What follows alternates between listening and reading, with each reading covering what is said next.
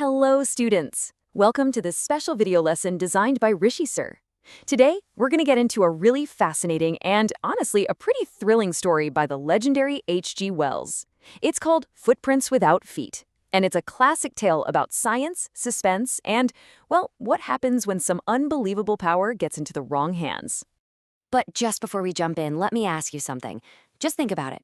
If you could be invisible, what would you do? Like, for real, would you use it for some good, or would you be a little tempted to cause some mischief? It's a tricky question, no?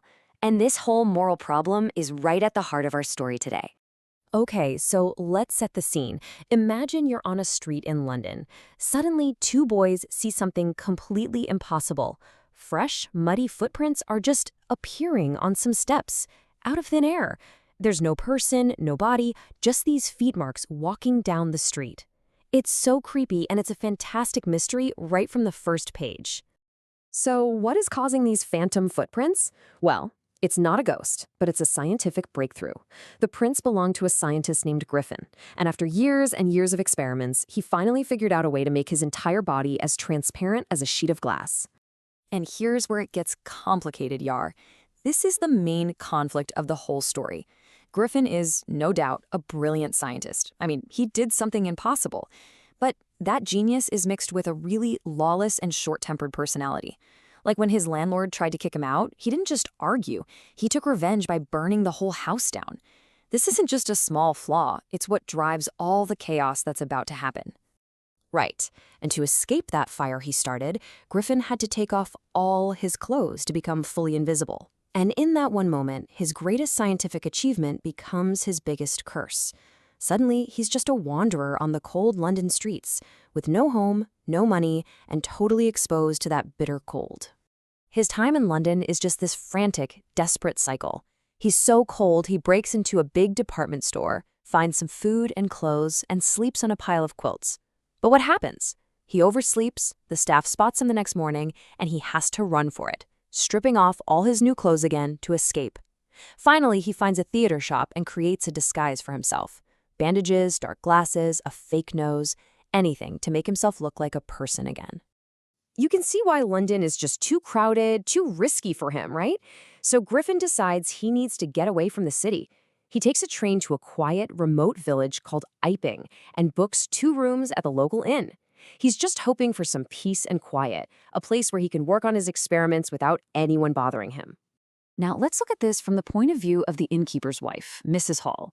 A guest showing up in the middle of winter is already a bit strange, but this guest, with his whole head wrapped in bandages and a very, very irritable attitude, he's a total puzzle. But she's a practical woman. He paid his rent in advance, so she figures his weirdness is something she can tolerate. But that money he stole, it was never going to last forever, was it? When it runs out, he can't pay his bills anymore. And this is the real turning point at the end. This is the moment when people's curiosity turns into serious suspicion, and Griffin's whole desperate situation starts to completely spiral out of control. With no money left, Griffin's lawless side takes over completely. 2 really bizarre things happen in the village. First, the local clergyman and his wife hear money being stolen from their desk, but when they check the room, it's completely empty. A little while later, Mrs. Hall finds Griffin's room is unlocked and empty, with his bandages and disguise just lying on the bed. And then things get properly scary for Mr. and Mrs. Hall. As they're looking around the empty room, Mrs. Hall hears a sniff right next to her ear. Then the hat on the bedpost just flies up and hits her in the face. And suddenly, the furniture comes alive. The armchair literally charges at them, pushes them out of the room, and the door slams shut and locks itself. They are absolutely terrified, convinced the room is haunted. So the news of this haunted room, plus the burglary at the clergyman's house, it makes the villagers connect the dots. All their suspicion now falls directly on this strange, bandaged scientist. The situation has become so serious that they secretly send for the village constable, a man named Mr. Jaffers, to come and handle it. So when Mrs. Hall finally confronts Griffin, asking him how he got into a locked room, his short fuse just ignites. He's backed into a corner, he's full of this arrogant anger, and he just loses it. He shouts this line, basically promising to show them something that nobody, and I mean nobody, is prepared to see. And then we get to the story's most shocking moment. In a complete fury, Griffin starts tearing off his disguise. He throws off the bandages, the whiskers, the glasses, the fake nose. And the people in the inn just watch in absolute horror as they are left staring at a man who has no head. What happens next is just total chaos. Constable Joffers arrives, and even though he's shocked, he tries to do his duty and arrest the headless man. But how can you arrest someone you can't even hold on to? Griffin starts throwing off the rest of his clothes, just vanishing bit by bit. The villagers who try to help are getting punched by someone they can't see. In the end, Griffin escapes, a completely invisible and by now very violent force. So, that's the thrilling plot of Griffin's story. But, like all great science fiction, it isn't just about the action. It's about the bigger ideas behind it. So let's move into our takeaway zone and unpack the deeper messages that H.G. Wells is exploring here.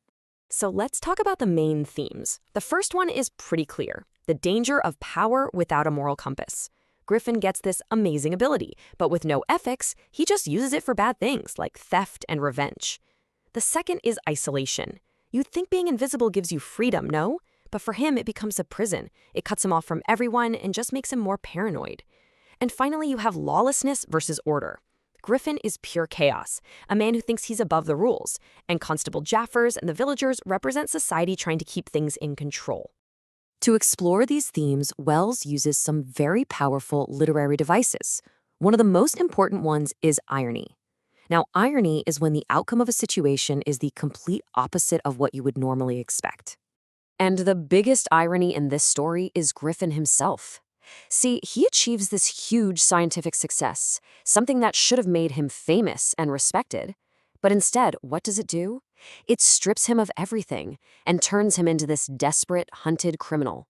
So his greatest achievement is actually the direct cause of his biggest failure as a person. That's irony. All right, another key tool Wells uses is suspense. Suspense is that literary device that builds tension and anxiety in the reader, the thing that makes you desperate to find out what's going to happen next. And Wells is an absolute master of suspense. How does he do it? He limits what we know. We only see the footprints through the eyes of those confused boys. We only experience the haunted furniture through Mrs. Hall's terror. By putting us in their shoes, people who have no idea what's going on, he makes us feel their fear and their confusion, and that's what keeps us hooked until the very end. And all of this leaves us with the story's final, big question. Footprints Without Feet is really a powerful cautionary tale. It forces us to ask ourselves, is the search for knowledge always a good thing? Or does the value of any discovery really depend on the character of the person who has that power? And that's our look at Footprints Without Feet. It's such a fantastic story with so many complex ideas packed inside. We really hope this breakdown helps you appreciate it even more. Cello, done and dusted. Best of luck, guys.